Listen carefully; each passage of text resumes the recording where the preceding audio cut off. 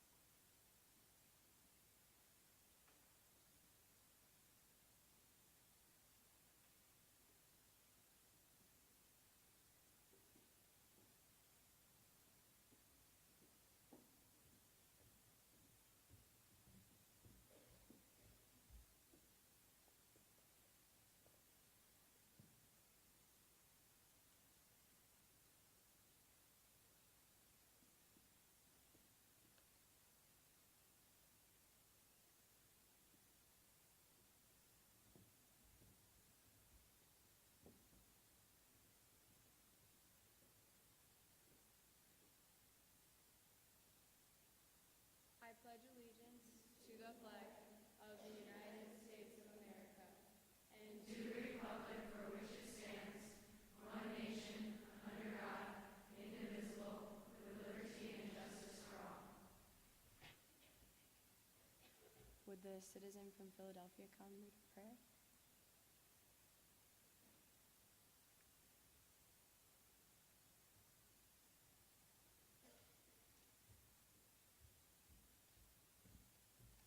Please bow your heads and pray with me.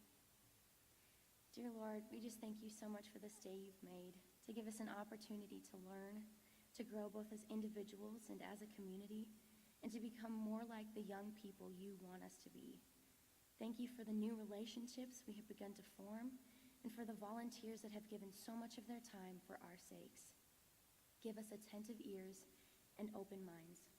Thank you that you are the giver of every good and perfect gift. In Jesus' name, amen. All right, thank you and welcome to the Second General Assembly of Girls State. It is officially our first full day here, and I could not be more excited to embark on this journey with you today. Today we have United States Senator Mike Rounds here to address our state. Senator Rounds is an American businessman and politician serving as the junior United States Senator from South Dakota since 2015. A member of the Republican Party, he served as the 31st governor of South Dakota from 2003 to 2011, having previously served in the South Dakota Senate from 1991 to 2001. Please help me in welcoming Senator Mike Rounds to the stage.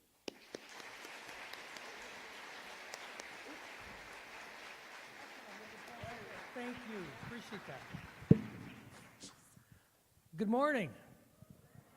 How y'all doing today? So far, so good? Okay. From all over the state of South Dakota, right? How about the American Legion? Have they done a great job? Done a super job? Great. You know, they send a special message, and it's one that I just want to share with you. What they share with us is the story of our country in a way. And they talk about how important it is for you to be involved because you've got lots of ideas. And what they want you to do is to feel comfortable with being a part of the decision-making process within this country. And it's in order to do that, the more you learn about the way that our country runs and how you participate at the national level, at the state level, at the local level, well, the more you feel comfortable with that, the more you are inclined to actually participate. And so that's kind of what this is all about, is to give you a sense of a step up and an opportunity to feel confident in what you can do to help make changes in our entire country. And so to the American Legion, I just want to say thank you because they do this year after year after year, and they do just a great job. And so thank you very, very much for what you do. The other message that I wanted to just share with you is that you have an opportunity to share something that you probably don't even recognize, and that is the gifts and the talents that you already have. You know, your moms and your dads, well, they kind of had a lot of faith in what you're capable of doing, and you think about this a little bit. Time and time again, they convinced you to do the right thing, to get the studying done, to spend the extra time, to be in on time, to be to class on time, whatever it meant. But what they were trying to do was to coach you along because they believed in you. And if you think about it, there were times in which they probably got a little frustrated with you, if you know what I mean. And at the same time, they didn't give up because they loved you. But something else as well. They believed in you. They understood what you were capable of. I want you to feel the same way. I want you to look back at what your moms and your dads, grandmas and grandpas, uncles, aunts, and close friends have said, and that is the support and the belief that they have that you're something special. And I want you to feel that that is something that you don't give up in the future. You can do and you can be whatever you want to be, and you can compete with anybody, any place in the world. Your moms and dad had a lot to do with that. Your teachers had a lot to do with that because they've provided you with some of the best education any place in the world. But there's something else, and that is the fact that you've actually done the hard work to get here. You've done the hard work to actually get the grades that you needed to get. You've prepared yourself for what you need to do. Don't give up on yourself as things get tougher. Believe in yourself. Recognize that you can compete with anybody else, any place in the world. Our employers here in South Dakota sometimes forget about that. See, if you take a look at our employers here in the state, they grew up with you. They saw you on the street. They saw you on the basketball court and the volleyball court. They saw you at the events. They saw you around town. And they probably saw you down at the restaurants and so forth. And they've just kind of assumed that that's the way all kids are, that all young people are just as good and that you're just part of the crew.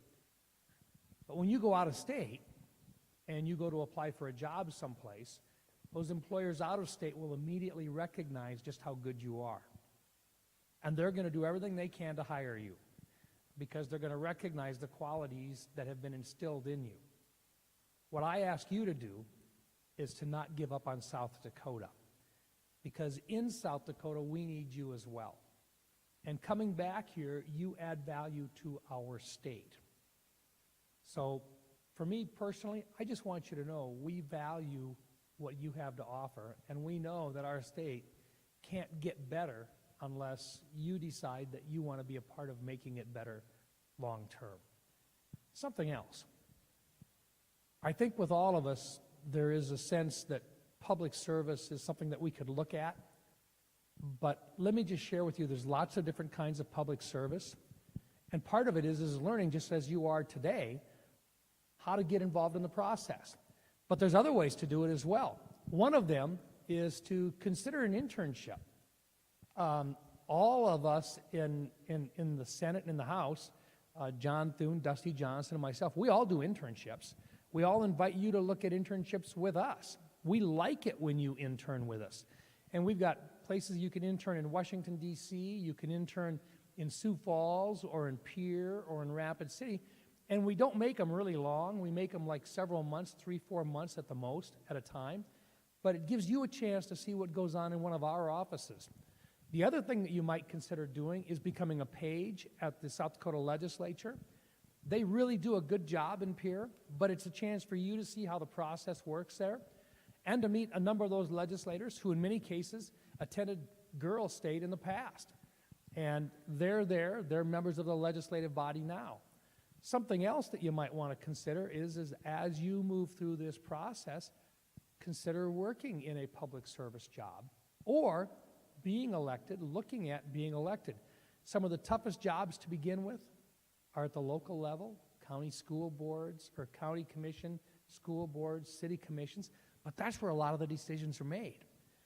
There's lots of opportunities to get involved, to learn the process, and to step forward. Heck, I remember Christy Noem, Governor Noem, when she was first elected to the South Dakota legislature. And I remember because I went out when I was campaigning at that time for governor, and she came to one of our events and helped on our campaigns. So don't be afraid to get involved in the political process. Go out, talk to the candidates. That's something that's really, that you can do in South Dakota. A lot of other states, it's all done on TV. In South Dakota, it's really not. It's done face-to-face with a lot of folks. You can participate in that process. Get involved in it. Don't be afraid to be involved in it. And finally, let me just suggest this. None of this would be possible if it wasn't for the men and women who wear the uniform of the United States of America. Time and time again, generation after generation, young men and women have participated in the defense of our country. You've heard us say it before, that freedom is not free, and that every generation has to make that commitment. It's more than just the folks who participate by defending by wearing the uniform, but it's the support for them as well, and the support for their families as well. See, communities have to give support for those individuals who make that commitment. And wherever you're at, part of that commitment is an understanding that it's not by accident that we're free, or that we get to make the decisions ourselves, or that we get to vote on a lot of different things.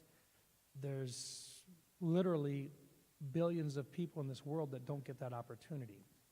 And so every generation, your generation coming up, needs to also recognize and be prepared to do the hard work to defend that freedom for the next generation after you. And I think you're absolutely capable of doing it. I think you've got talents that you will soon discover if you haven't already discovered them. But the last thing, leave this world better than the way you found it. If you look at the kind of job that you do, if you look at the way that you approach your work, whatever you do, if the decisions that you make are, long term, this is going to make for a better world, then you're making the right kind of decisions. But you absolutely have all the gifts, talents, and capabilities of any generation that's ever existed, and you can do great things. And sometimes we just simply don't take the time to tell you that we believe in you. So with that, let me just open this up, and I'd be happy to answer questions. Okay? Can I go? Thank you, Senator. So I would like to invite citizens from New York, Chicago, and Philadelphia for the citizens panel. So you can just go ahead with your question. Okay. Okay, I'm Sayla Burke, and I'm from the city of New York, and we were just wondering, what things or activities got you to where you are today? Well, I started out, I got involved in politics back when I was in college. I actually interned for the South Dakota legislature, and I really enjoyed it. But I told myself way back then that it was fun to do, and it was something that I thought I would like to do. But I really didn't get actively involved in the internship for the legislature until after I'd been involved in student government at South Dakota State University. And we got involved there because of residence halls rules, and we thought we should make better rules for people that had to live on the campus. At that time, everybody was required to live for 2 years on campus. And that was back in the 1970s, where it was legal. You could drink beer when you were 18 years old back then. But if you were on campus, you couldn't have beer on campus. And we thought that we should write the beer policy for campus. And so a group of us got together and actually participated in doing that. But it was more than that. It was a matter at that point, girls had to be in their dorms by 10 o'clock at night. Yeah, otherwise they locked you out. And we didn't think that was necessarily fair either. But it did provide opportunity for guys if they figured out that the girls couldn't get back into their dorms if they didn't have them back by 10 o'clock at night. And so, but there were things like that that we just thought were archaic.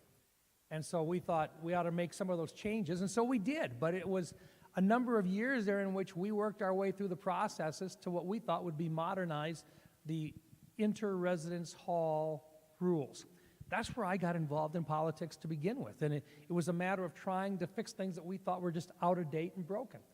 And it kind of stuck with us, and so from there we went into the legislative process afterwards. And the one thing that I can share with you is in order to be able to spend the time to work as a legislator, you've got to have a full-time job someplace else, which means you've got to do well enough to be able to afford to take time off and to go in and work during the legislative session and then come back. So that means you've got to be involved in a business activity or to work in some position where you can actually take time and to work in the legislature as well. And so that's really where I got involved in it. Was I just felt like there were things that were broken that needed to be fixed, and I wanted to be a part of doing it. I'm Emma. I'm from Chicago, and my question is, how do you think this up-and-coming generation can make an impact on our world through Capitol Hill or other mediums? How can any generation make a difference? And it starts out with being involved. It starts out by actually reading, educating yourself on what the guidelines are today, what the rules are today, what the laws are today. Then asking the hard questions. Why? How did it get that way in the first place? What made it that way? What was the reason for that law in the first place? And then, is it right or wrong, and have things changed to where there's a better way to do it?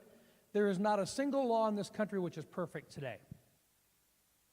But it was better than what it was before, or at least somebody thought it was.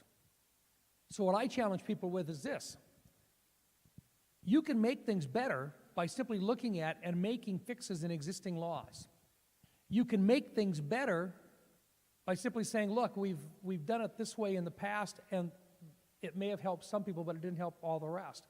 So how do you help all the rest? Perhaps there's a new or a new technology. Perhaps there's more resources. Perhaps there's a thought process going on that says that there's a better way to do something which is right. At one point, this country was divided by race, but over a period of generations, more and more people started to clearly understand that there should not be changes, that there should not be laws based upon race. And the changes that happened was because there was a demand by one generation after another to make things more equal.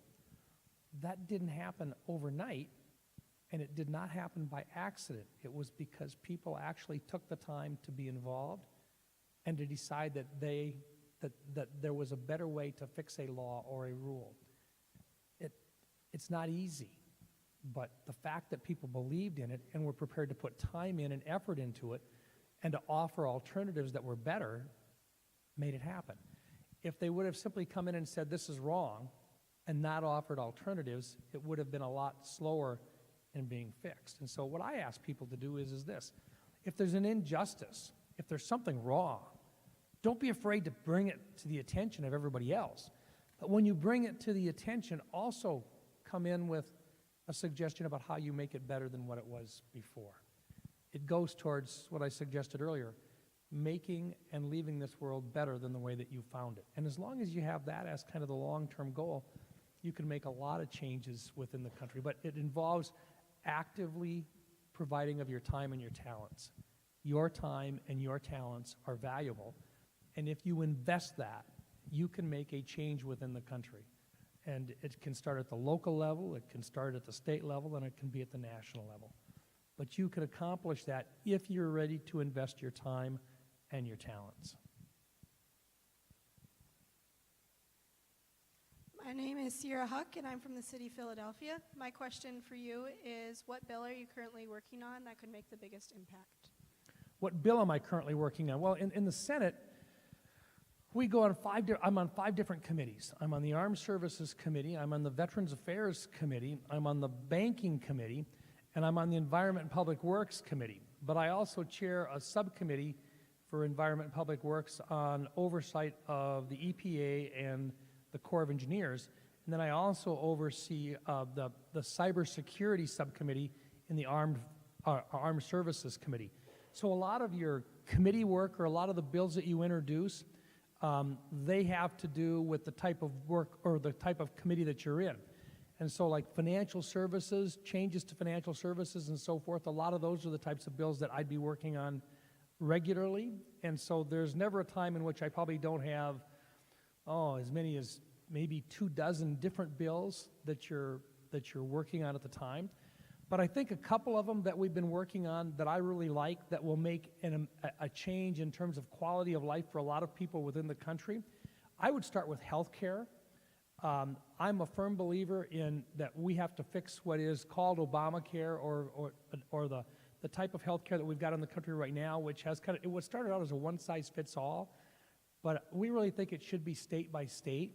And so we've had some amendments and changes that we came pretty close within one vote a couple years ago of passing, and that was an overhaul of Obamacare, which would have provided the states on a state-by-state basis with the ability to actually make modifications to health care, which would have saved some money. In fact, according to the Congressional Budget Office, it could have reduced the individual health rates by 40%. And so those are the types of things that we've been working on that I think can make a big difference. There's one that you might have an interest in. I think we need to do more with regard to student debt. Now, when you get ready to go to college, they're going to expect that you're going to do part of it with scholarships.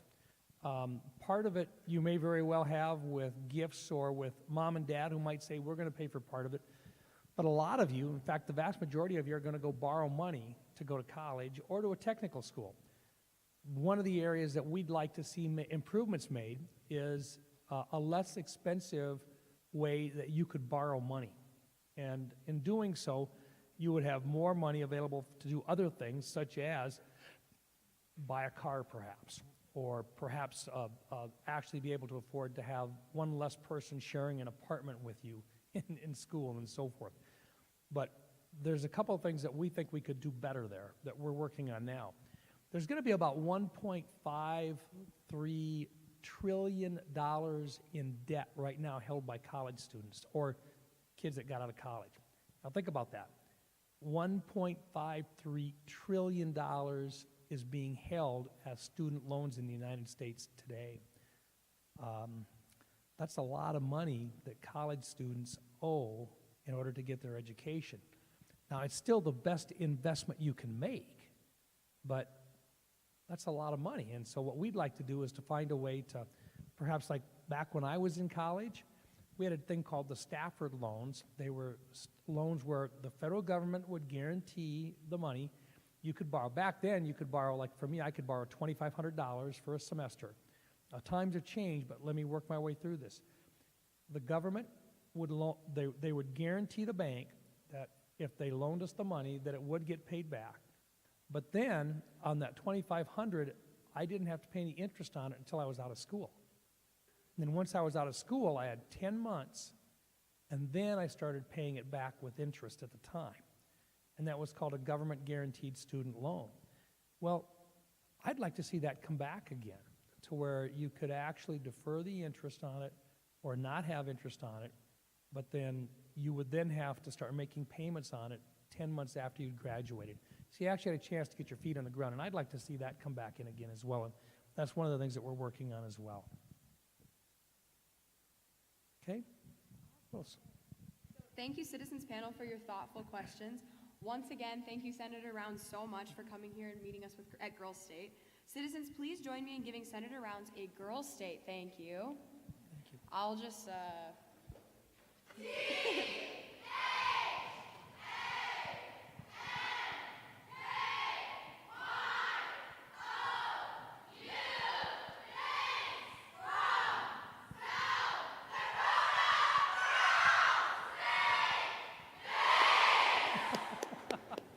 Well done. Thank you. Appreciate it. Thank you. Thank you so much. Thank you. Thank you. I can take that mic for you. Yes.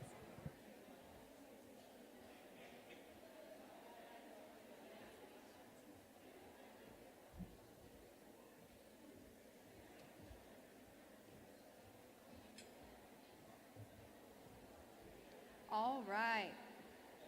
Very nice, everyone. So everyone's sitting, perfect.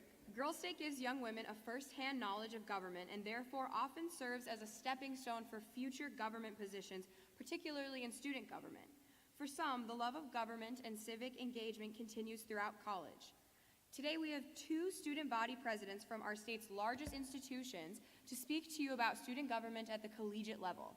Please welcome to the stage Allison Munson from South Dakota State University, Student Body President, and Carson Zubke, University of South Dakota, Student Body President.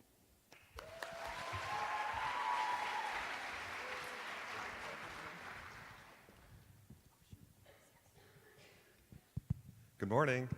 Hello? Oh, you can hear me. Hi, everyone. Sorry, these microphones, they are difficult to work.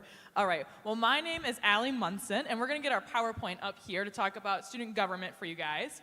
I met you guys last year. I'm one of the senior counselors from the city of Boston. Good job. They're getting that energy levels up, and it's only the first morning. I'm so proud of you guys. Awesome. So as Calico said, Governor Calico, I'm the Students Association president at South Dakota State University. And I'll let my lovely co-presenter introduce himself. Thank you, Allison. Well, I love your guys' energy. Cleveland, you're killing it back there.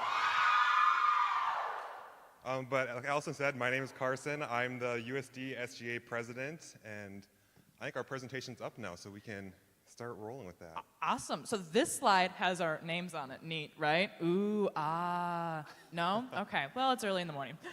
Okay, so the first thing that we just want to touch on, you guys, is what is student government? You're like, I'm at this Girls State simulation. They told me I'm running for like a week of government. I'm still confused. Well, we're going to break it down for you a little bit of how you can take the experience that you're going to have here at Girls State and apply it beyond. I know maybe some of you are involved in student councils in your high schools, but a lot of you are looking at colleges right now too, and maybe you want to use the experiences that you're going to learn this week or the experiences that you're having currently in your school right now. So a couple of things that we get to do in student government at the college level is manage the student activity fees. So this is basically having a lot of money and getting to do fun things with it. I think that's a good way of saying it. We get to fund a lot of different student organizations and the events that they host. I know one of the things is the University Programming Council that we host at South Dakota State University. They host everything from like murder mystery dinner nights and fun things like that. I don't know, what are some things that you guys At fund? USD, we have the Campus Activities Board, so we allocate money to all the student organizations, and they kind of do whatever they do with it, and every year we help support the big concert that comes to campus. So one year we had Macklemore come to campus, T-Pain came a few years ago, so we have some really exciting artists coming up this year too, so we sponsor big artists like that every year and just some awesome things around the community to help students' lives easier.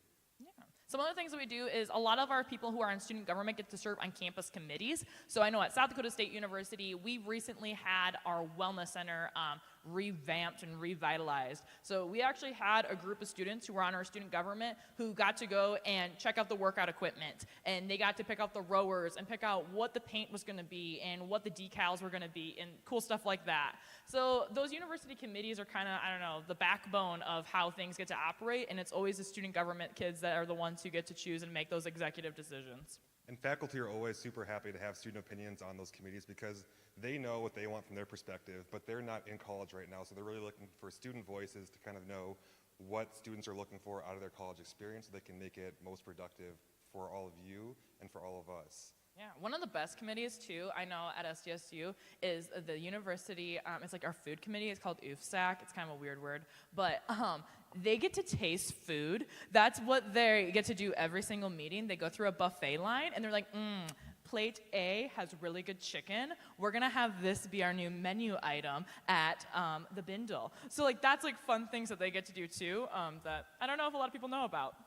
Another big thing that we do within student government is we have resolutions. So all of you came to Girls State already writing a bill that you're hoping to change the Girls State and here at Vermilion. But what we do with our resolutions is we also create those that create change within our campuses. So for instance, at SDSU, when I joined, when I came in as a freshman, you could smoke on campus. We weren't a tobacco-free campus actually at that time.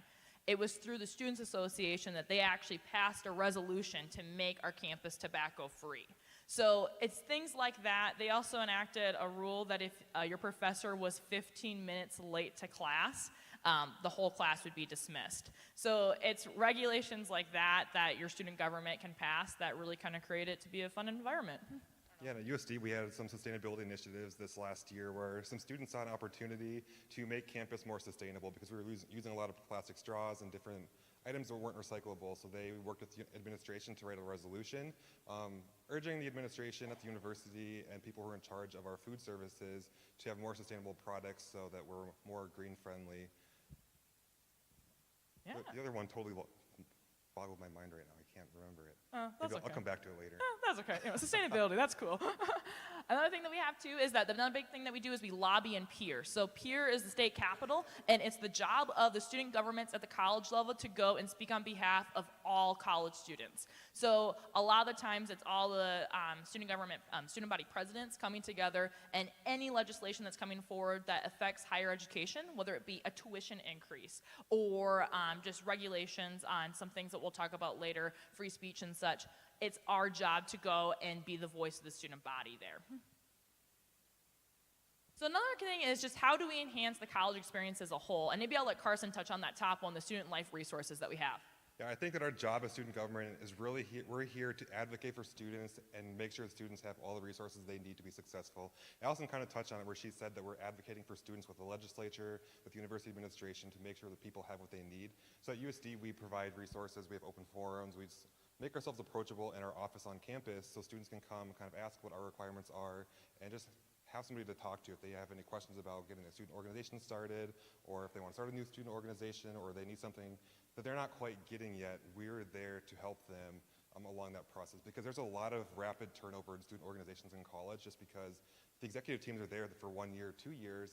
So sometimes those leadership teams are going out really quickly so that new teams don't have all the information they need right away. So as SGA, we are here to make sure that students are getting that information they need to be successful. And you guys might have noticed as well that Vermilion is kind of a small town. A few years ago, we actually didn't have any public transportation. And now we're celebrating, getting close to celebrating a year. We have lift services in town.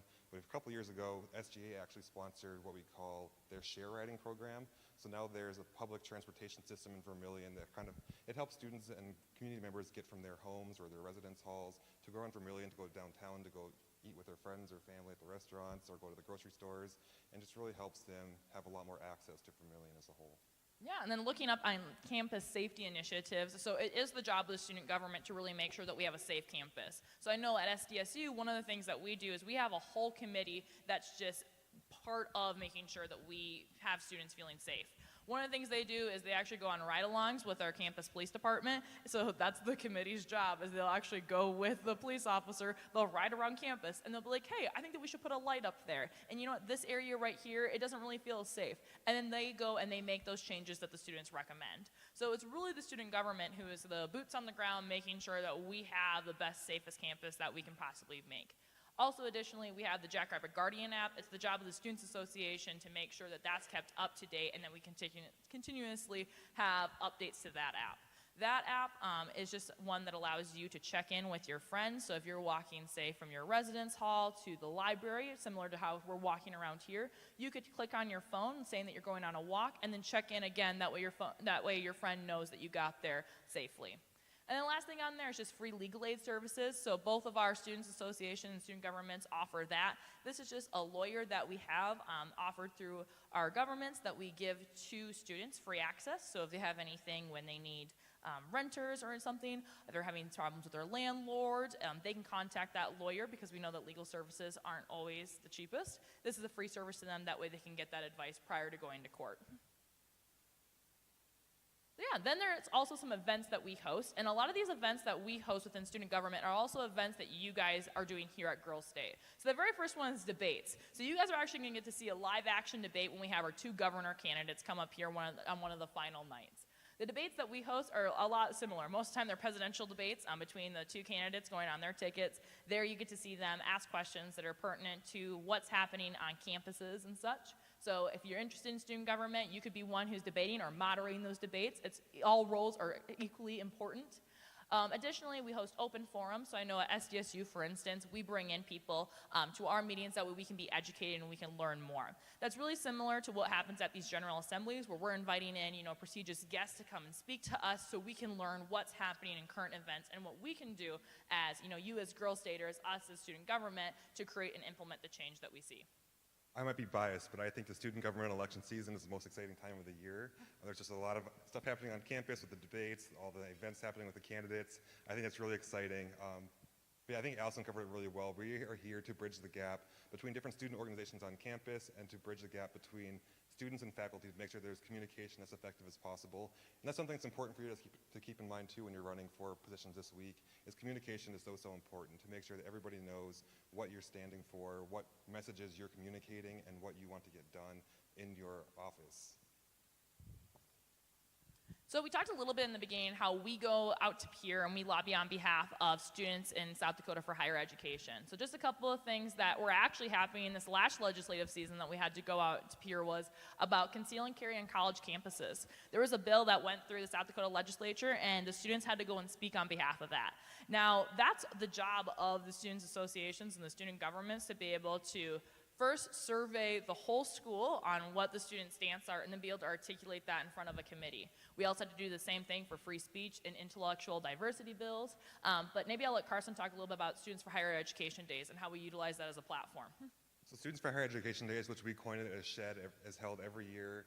I can't remember what the exact time is, but it's held during the legislative session where all 6 of the Regenttal universities get together to the monthly Student Federation meeting, and it's a day for us to all go on to the Capitol in Pierre and talk about things that are happening with legislators. We go around to their offices and talk about things that are working on our campuses, ask them what they're working on with their bills in the legislature.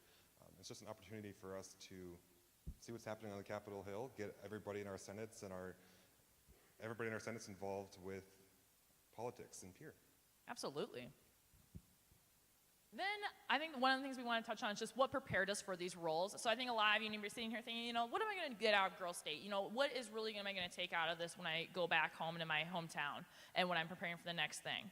We just compiled some of the skills that we thought that we learned from our high school experiences. I know the first thing that I learned from being a Girl State delegate was just teamwork. You had to learn how to get along first with the roommate that you're living with that you get randomly assigned with, but then your city, your county, and then the state as a whole. And I think that you learned how to quickly adapt to the situation that you're in and how to take in other people's opinions, other people's thoughts that maybe are different from your own and challenge your own viewpoints. Communicating a message too. You guys are going to see party platforms be built over this week. It really takes a lot of time to develop a thoughtful message and how to articulate that to a large delegation. But I think Girl State, for me, really taught that, how to be concise in the way that you speak and really portray something that a lot of people can resonate with. Additionally, I already talked a little bit about adaptability. Compassion's huge too. I think it's important to be able to understand how to empathize with others and really understand what they're going through, but also how to build your platform around that message as well. If you want to touch on some of the other points. Yeah, building off compassion a little bit is also understanding what the perspectives of your groups you're representing are. Because you have your own personal beliefs as an individual, but then you're running to represent a group as a whole. So it's important that you understand what that group feels, what they want for their futures, and then also goes hand in hand with the relationship building. The better you get to know people, the better that you'll be able to represent them. And so just being open, being honest, and being somebody that your group can trust is so important to relationship building. And cool. I also think with relationship building too, one thing that I'll just point out, I think this is a photo that is a good way of doing that. If you look up here, you can see Amber Elvey in that photo. You can see Brianna Schurz. You can see who else? Jen Miller isn't in this photo, but she was also in Students Association. So a lot of these people who you run into at Girl State, and I know that you're going to hear that again and again, but you're going to see them in other aspects of your life as well. You're going to keep those connections. So when we talk about relationship building, I can't overemphasize that enough, because the people that you are roommates with, the ones that is in your city, in your county, or just a Girl State delegate, you're going to see them in college. You're going to see them somewhere beyond just this week. So building those relationships can really be beneficial for the future. Big clicks. There we go. Now let's talk a little bit about getting involved in college. Maybe I'll let Carson kick this one off and talk about how you can really make the most out of your freshman and sophomore year. yes, getting involved in college is so important. I think it's something you guys can apply to Girl State as well. Something I always hear when students come to college a freshman, sophomore year is, well, I want to wait until I get my classes under my belt. I want to wait until my gen eds are done. I want to wait until next semester when my life's not so hectic and I'm used to the college experience. Well, I don't think there's really a proper time to get involved. It's always good to get that done early right out the gate, because when you come to college, your freshman and sophomore year is really the years that you get the most out of your college experience, because you're coming to college for the first time. You just moved out of your parents' house, likely. Most of you are moving out of your parents' house for the first time. So it's all new, it's all fresh. You're learning new things about the world around you. You're learning new things about yourself and your passions. So it's important you get involved in different organizations and different parts of your school, your university, and your state, so that you can learn about yourself and be able to meet others, network, and prepare yourself for your life after college. Absolutely. And that's why we really just want you to learn to apply what you learned at Girl State Beyond. This week is going to be really hectic. There's going to be times where you're like, I'm really tired and I could use a nap. But there's also going to be times where you're going to develop skills that you've really never developed before. And I just cannot overemphasize more that the skills that you're going to learn here really do have purpose, and that you'll be able to take these skills and apply them in so many different avenues of life. I know for Carson and I, a lot of our high school experiences, we were able to apply into student government roles. And for us, that's been a really enriching experience. And maybe that'll be the same for one of you. But also, anywhere within college, you'll be able to apply the skills that you have learned here at Girl State, whether it be within just friendship building, relationship building, or in a team setting as well. So, with that, looking at the time, I don't know if we have time for questions, but if you do have any questions, I'll be here all week, and I think that Carson will kind of be hanging around too, so be sure to ask us. So, thank you so much, though, guys.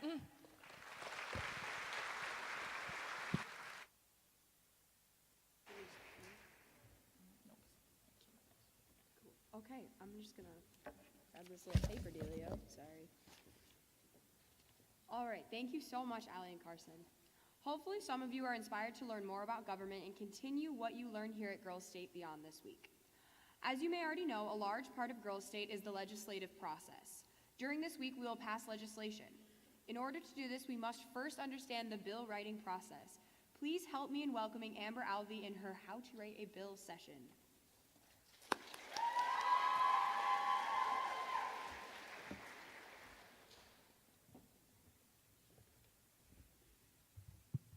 This is on, wow, okay.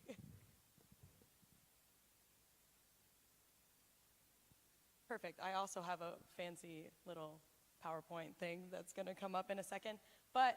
So this is more of an instructional thing, so if you have paper and pens, you should take them out to get some notes going, because I would like to see each and every one of you write a bill while you are here, because it's great practice. So that's what we're going to talk about today. So if you're wondering if you've already written a bill and have ideas, then you can know how to format them based on what I'm going to talk about today. And then if you have some ideas that come up while you're at Girls State, then you're going to be able to know what order everything needs to go in and how to format it so it's clear. And then when it gets to the House and the Senate, then it will go through and be on the floor for debate. So we're going to go through the title, something called the preamble, the body, and then the enactment clause, the action clause that your bill is going to take. So later on in the week, we have the House and the Senate that are going to meet, and they're going to debate these bills. If your senior counselor has already mentioned that, but also if you're on Citizens Forum later this week, you get the chance to write a bill yourself. But even if you're not on Citizens Forum, you have the opportunity to write a bill and give it to someone who is on the House and Senate body. So don't be afraid to write a bill and give it to someone in your city that you know is on House or Senate and be like, hey, I just really would like to see this on the Senate floor, and they can take that for you.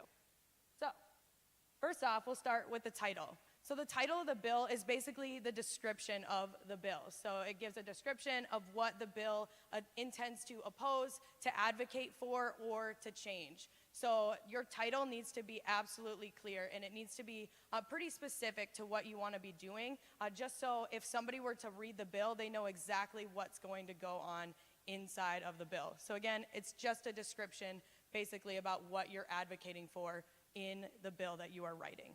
So I have some examples that I'm going to give you. These are some random examples that I wrote. These are not things that you need to absolutely do. But an act to establish Taco Tuesday at Girls State. These are some fun and serious ones. So a resolution to reduce the drinking age in South Dakota. That's something that I feel is commonly brought up here at Girls State. So that would be a title that would tell me exactly what you're looking to advocate for.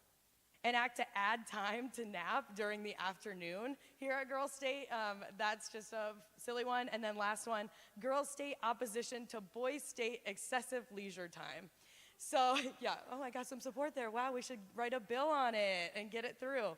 So these are just some examples that I gave, but basically it's saying an act, a resolution, girl state opposition. Those are the titles that you would want to put on your bill to make it clear about what you're advocating for. So after your title, then we go into what's called the preamble. So that's just a nice little fancy term. So basically it's your rationale for proposing the bill.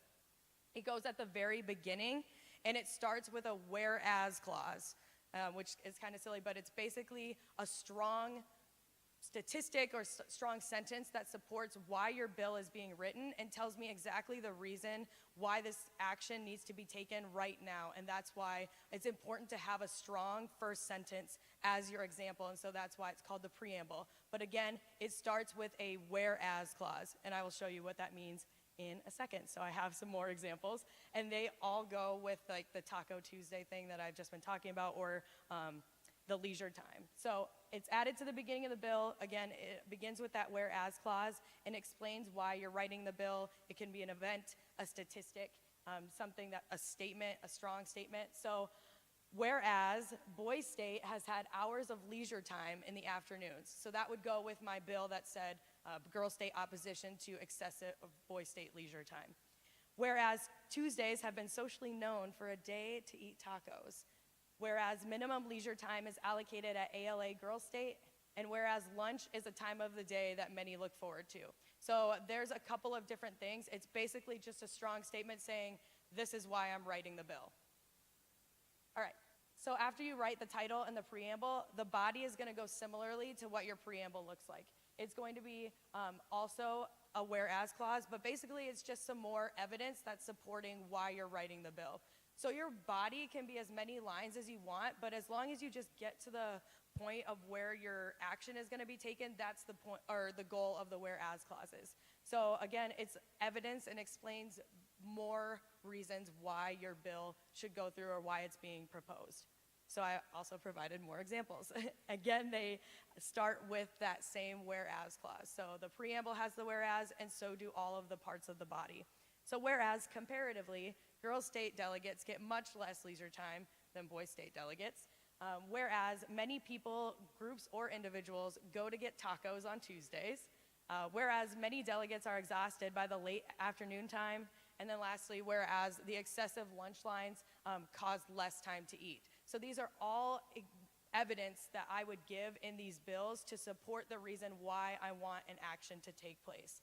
Again, it starts with that whereas clause just to have a good, clear sentence structure. So we wrote the title, we wrote the preamble, and we wrote the body of the bill. So now that we have all the evidence laid out, we want to tell the Senate body or the House body what we want them to take action on. So that's where the enactment clause comes in. This is the last part of your bill. And it's not a whereas clause, but rather it's going to be a be it resolved or a be it amended clause. So it finalizes the action that your bill will take. So it gives a time frame of implementation. For example, if you wanted to have a specific time that something's going to happen, you'll want to put it in that clause. But again, I would encourage you to write that be it resolved at the end, just so that it's be it resolved, we are going to do this. And so without that clause, no action's going to be taken. So I provided some more examples. That's going to be stating exactly what I'm trying to implement, enact, or resolve. So be it resolved that Boys State delegates have the same amount of leisure time as Girls State delegates. Be it resolved that Tuesdays should now be known as Taco Tuesdays. Be it resolved that 1 hour of nap time shall be allocated between the hours of 4 to 5 p.m. every day. And be it resolved that the lunch hour should be extended 20 more minutes. So some of those are pretty specific. I had 20 minutes, I had between 4 to 5 p.m., and some of them were more about the same amount of time or just the title of a Tuesday. So I'm just giving you some examples about what you'd like to put in there, but that's your last sentence of your bill, is that be it resolved clause that will be on there. And then lastly, this is what it would look like if you wanted to just lay it out as an example on your notebook piece of paper, or if you just wanted to see what it would look like, is that an act to establish something at Girls State or establish something in the state of South Dakota. You have the power to make change, so I encourage you to write bills that you would want to see go through the state legislator.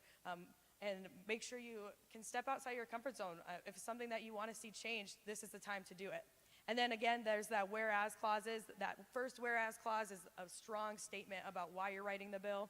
Then you have the whereas clauses afterwards, that's the body. And then the last one is going to be that be it resolved clause, that this is the action that we're going to take.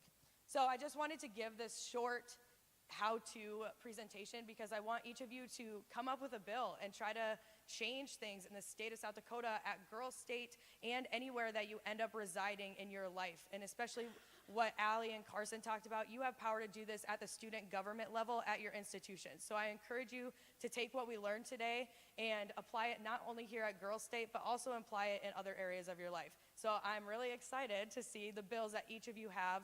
So if you're part of Citizens Forum, you'll be writing bills. And then if you're on the Senate and House, you'll be debating and looking at the bills that come to the floor. But even if you're not on either of those things, make sure that if you have a bill that's written, get into contact with somebody on your floor that is part of the Senate or House that can get your bill to the floor of those bodies. Thank you.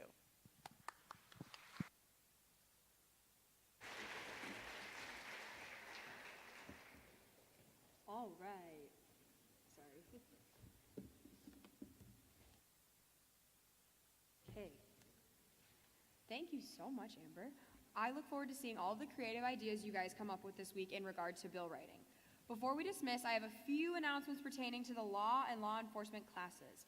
So the law class at 2 this afternoon is going to be in the Muck Ballroom, and the law enforcement class will be taking place in Alf's Auditorium at 2 as well, so that's here.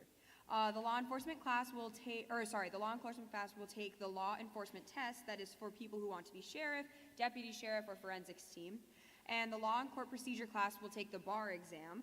Those who want to be circuit judges, clerk magistrates, magistrate judges, state's attorneys, defendants, deputy defense attorneys, deputy state's attorney, appellate attorneys, attorney generals, and Supreme Court justices will take this course. So if you're not sure, ask your senior counselor and they can help you based on what you're kind of looking to do this week at Girls State. But everyone must be at one of these 2 classes. Even if you don't want to be in the judicial branch or law enforcement, you must attend one of the classes and take the test. If you have any questions, like I said, talk to your senior counselor, and exam results will be posted on each county floor. All right, one more thing. So Journalism City mentioned that they're doing a scavenger hunt this week. So make sure to write down today's tasks because there's a really cool prize. So write it in somewhere that you have it. Okay, so you are going to need to get a picture with your counselors, an outfit of the day pick, and or a picture with someone from a different city. I'm gonna say it one more time. Picture with your counselors, outfit of the day pick, and a picture with someone from a different city. So make sure you're doing these because you can get a really cool prize. So you can post it on your Instagram story as long as you tag SD Girls State or Twitter or post it on Instagram. Participate to win a prize. And now we have Lost and Found. I promise I'm almost done. So we have, good. We have this water bottle.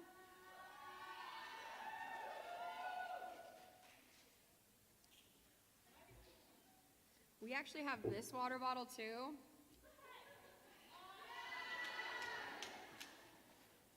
Shows you that counselors are real people too.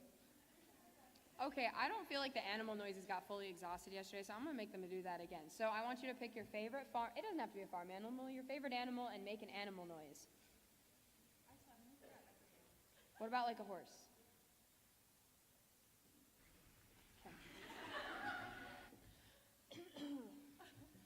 Nay!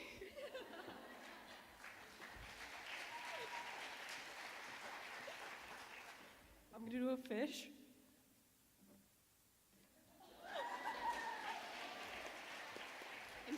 Impressive. All right. So, we have now reached the end of our second session of South Dakota Girls State. As we conclude, let us remember to be diligent in our activities, dignified in our words, and above all, patriotic in our actions. Please rise for our prayer from a citizen of Philadelphia and then the retiring of the colors.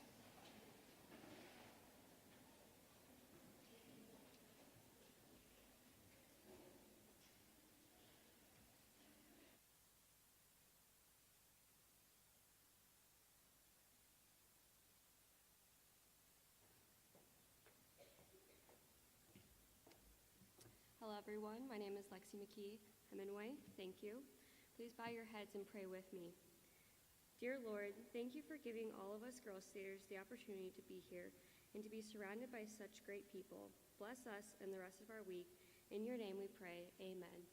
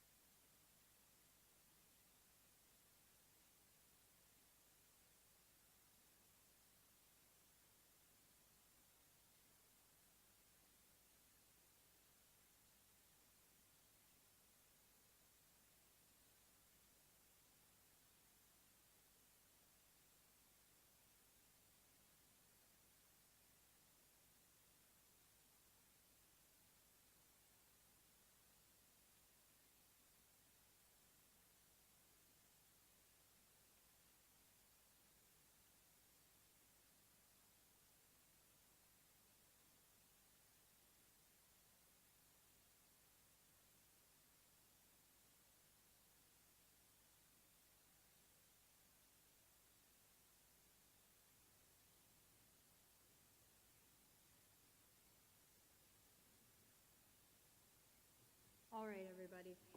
That concludes this session.